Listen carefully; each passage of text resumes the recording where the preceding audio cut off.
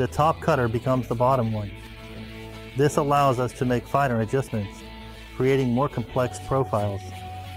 It basically makes sense to get another fresco. Working with a fresco can actually save us some money.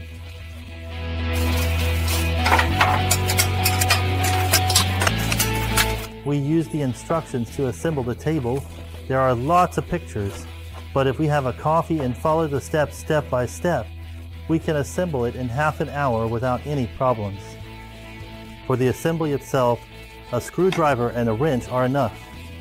We have assembled the table, and now we will look at how it differs from other tables for the upper border. First of all, it's the size, as most other tables usually have a base size of 60 by 40 centimeters. Here's the base, which is actually an aluminum casting with a guide groove for the router, measuring 61 by 36 centimeters. It can be expanded on each side with metal side extension plates that are 21 centimeters wide. So, in the end, we can get to about 103, which is a really large area. When I'm milling a long workpiece, it won't fall off. It'll be securely on the table, and the whole milling process, especially for molding or edging material, will be precise.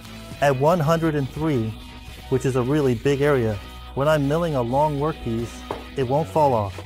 It'll be securely on the table, and the whole milling process, especially for molding or edging material, will be precise. So, it's all about precision, but of course, it's also about safety. Another useful thing about this table is the cutter guard for the tool. And it only rises when I bring the material to the milling machine itself. This means that I have no chance of sticking a ring in there during normal operation, and the working space is defined by plexiglass, through which I can see comfortably. The milling machine then extracts better, and of course our workspace is clean again. A good milling table can be distinguished from a bad table saw by how easily or difficultly its ruler can move and how adjustable it is. This means that if we set the perpendicularity here and have a large enough cutter, we can actually make small pins at the end and install a small frame. Another advantage of this table is that it is slightly higher than other tables. This means that we can put a large, powerful milling machine there, and then afford significantly larger and more complex cutters. With a table like this, we can actually create profiles, paneling, and frames.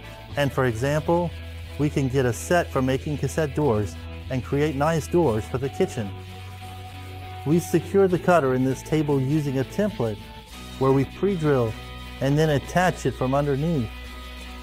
And it's pretty much like with most other tables. The side openings in the legs are designed so that we can easily maneuver and access the router, but honestly, it's not really necessary because it has a built-in switch. That means we have the router plugged into it. There are two sockets. One controls the router. Let's take a look.